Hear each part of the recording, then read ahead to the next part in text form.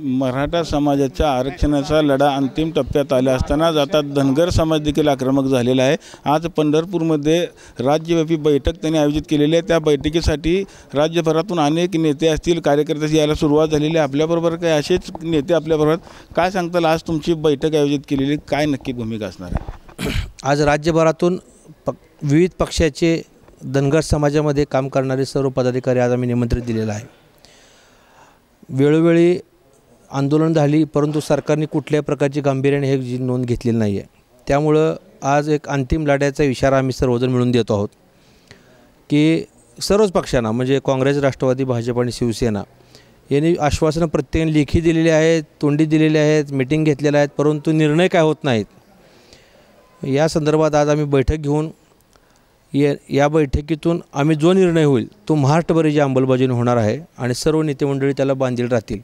कुठेतरी समाज कमी पडतो का दबाव टाकायला सरकारवरती? नाही, सरकारवर दबाव टाकायला समाज कमी पडत नाही आहे, पण मुळात विधिमंडळ असो की पार्लमेंटमध्ये असो आमचे प्रतिनिधीच नाही आहेत।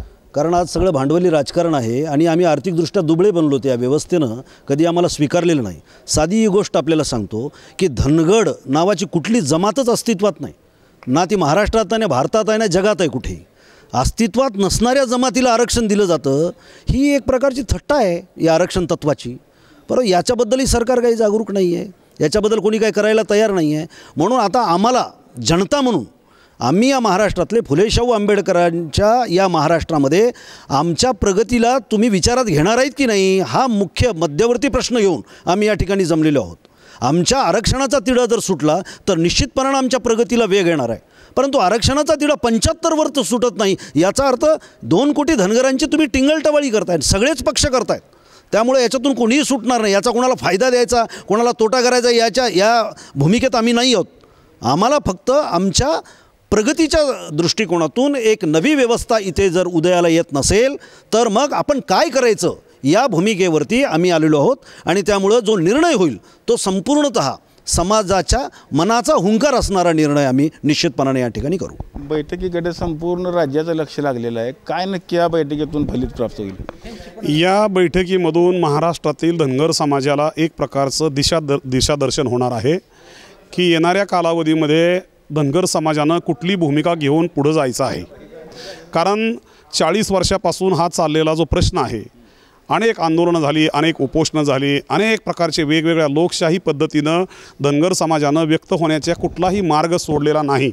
अशाही अवस्थेमध्ये धनगर समाजाच्या हाती आजपर्यंत काहीच लागलेलं नाही आणि म्हणून या बैठकीच्या माध्यमातून मंथन होऊन समाजाला एक प्रकारची दिशा मिळावी आणि जे आजपर्यंत मिळालेलं नाही ते आता यावेळेस या माध्यमातून पदरात पाडून घ्यायचं आहे समाजाला आणि म्हणून तशा प्रकारचं मंथन या ठिकाणी होईल आणि सर्वमतानं जो निर्णय होईल तो निर्णय घेऊन आम्ही महाराष्ट्राच्या वेगवेगळ्या जिल्ह्यामध्ये आज जाणार आहोत।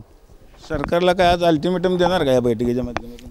आज दुपारी धनगर समाजातील राज्यातील आलेल्या सर्व धनगर समाजांची मतं घेणार आहोत आणि दुपारी 2 वाजता एक राज्यव्यापी निर्णायक लढा, या लढ्यातून एक सरकारला एक आम्ही इशारा देत आहोत आणि त्या इशारा एक आगळा वेगळा इशारा असणार आहे आणि तो इशारा राज्याला नक्कीच या राज्याची दिशा फिरवेल असा हा इशारा असणार आहे।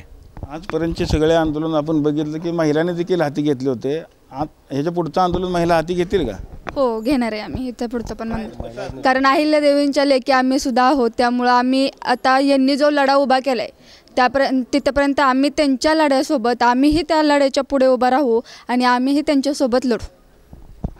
आज खरं तर बैठक आहे, बैठकीनंतर काय निर्णय अपेक्षित आहे? या बैठकीमध्ये संपूर्ण महाराष्ट्रातील आजी माजी मंत्री, आजी माजी आमदार, खासदार, जिल्हा परिषद सदस्य, पंचायत समिती सदस्य, नगराध्यक्ष, नगरसेवक, सरपंच, संपूर्ण महाराष्ट्रातील चळवळीतील प्रमुख नेते, उपोषण करलेले सर्व उपोषणकर्ते या ठिकाणी येतील। सगळ्यांच्या सूचना विचारात घेतल्या जातील आणि त्यानंतर एक मताने एक निर्णय घेतला जाईल। तो निर्णय असा असेल की तो निर्णय नक्कीच या सरकारला त्यांचं डोकं ठिकाणावर आणणारा निर्णय असेल, एवढं मी या ठिकाणी नक्की सांगेन। सरकारला अल्टिमेटम देणार? हो, नक्की देणार। आज या ठिकाणी आल्याला प्रत्येक महाराष्ट्रातला धनगर बांधव इथून एक चांगला विचार घेऊन जाणार, इथून एक चांगली ऊर्जा घेऊन जाणार आणि नक्की मोठा लढा उभा राहणार। आंदोलन तीव्र असणार, अतिशय तीव्र असणार। आपण बघितलं असेल की आता धनगर समाज देखील आता आक्रमक झालेला आहे. बैठकीमध्ये दुपारनंतर निर्णय घेणार, मात्र निर्णय जो असणार तो सरकारला अल्टिमेटम असणार आणि यापुढचे आंदोलन देखील तीव्र करण्याचा इशारा दिलेला आहे. पंढरपुरातून कॅमेरामन जगदीश डांगेसह रवी लवेकर, TV9 मराठी.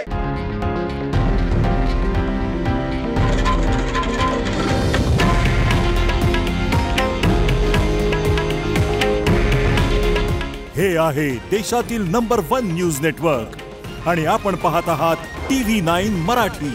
काळजी तुमची, हित महाराष्ट्राचं.